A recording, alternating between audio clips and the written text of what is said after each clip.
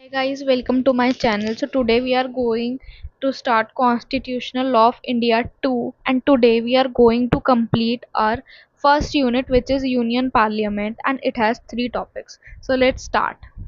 Alright. So here is our first topic, which is Union Parliament Organization. So the meaning of Union Parliament Organization is Union Parliament एक main law making body है India की central level पे। Article 79 बोलता है composition of parliament, मतलब according to constitution parliament consist of, constitution के according parliament में president of India होता है, लोकसभा है, राज्यसभा है। और मेन पॉइंट यहाँ पे जो बताया गया वो है कि प्रेसिडेंट जो है वो पार्ट होता है पार्लियामेंट का, उस पर राइट नहीं होता बैठने का या वोट करने का पार्लियामेंट में, लेकिन प्रेसिडेंट तब भी पार्ट होता है पार्लियामेंट का। So first is president of India. क्या रोल है प्रेसिडेंट का एक पार्लियामेंट में? वो समन कर सकता है, प्रोरोग कर सकता है पार्लियामेंट को, जब मन चाहे वो बुला सकता है।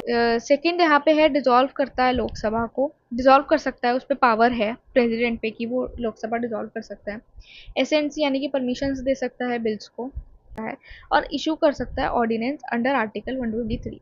सेकेंड आता है Lok Sabha, which is house of the people.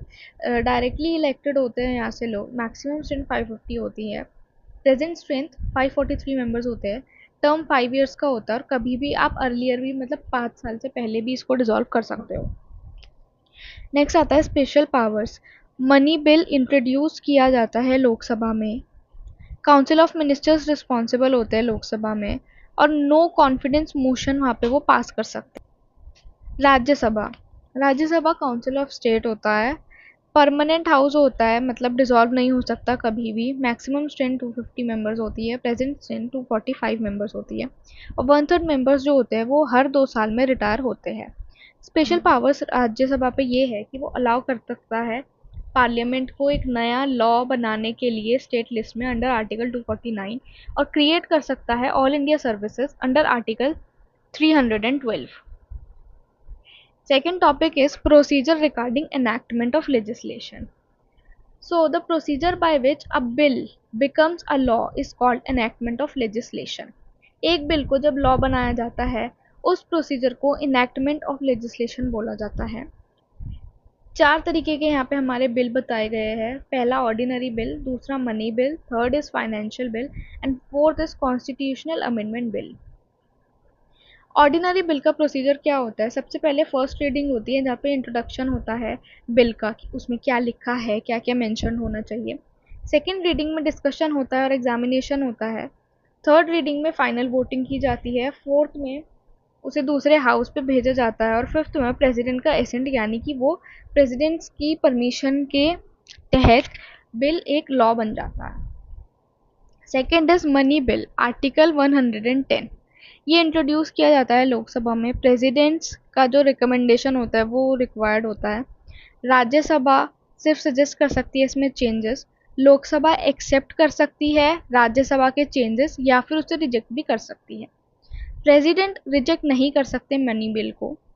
Speaker जो होते हैं लोकसभा के वो डिसाइड करते हैं whether a money bill is a money bill और not. Third is financial bill, it is related to finance but not a money bill. Finance से related ज़रूर होता है लेकिन उसमें मनी बिल नहीं होता, वो मनी की बातें नहीं करी जाती वहाँ पे। ये इंट्रोड्यूस होता है लोकसभा में। राज्यसभा पे इक्वल पावर होती है वहाँ पे डिस्कशन करने की या बताने की कैसे क्या होना चाहिए। Constitutional amendment bill, article 368। ये इंट्रोड्यूस किया जा सकता है किसी भी हाउस में, आइदर राज्यसभा और आइदर लोकसभा। कोई भी जॉइंट सिटिंग यहाँ पे अलाउड नहीं होती है। रिक्वायर करता है ये सिंपल और स्पेशल मेजॉरिटी। कुछ अमेंडमेंट्स को अप्रूवल की ज़रूरत होती है स्टेट्स की, और प्रेसिडेंट जो है वो अपना एसेंट ज़रूर देगा इस बिल में।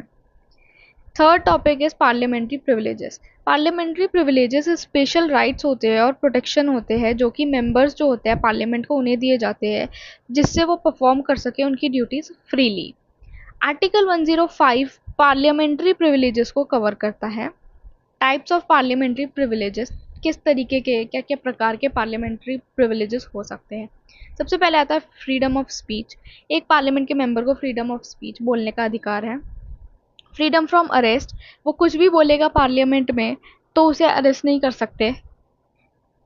Third is right to publish proceedings, proceedings publish हो सकती है पब्लिकली। और power to punish for contempt, अगर कोई कंटेम्प्ट करता है तो उसको पनिश कर सकते हैं। अब यहाँ पे एक केस हुआ था, केशव सिंह केस 1965 में। फैक्ट्स पढ़ते हैं इस केस के। सबसे पहले केशव सिंह ने लिखा था और डिस्ट्रीब्यूट किया था एक pamphlet against Uttar Pradesh legislative assembly. Assembly को लगा इंसल्टेड और उन्होंने बोला कि ये ब्रीच ऑफ प्रिविलेज है, तो असेंबली ने उसे जेल में भेज दिया।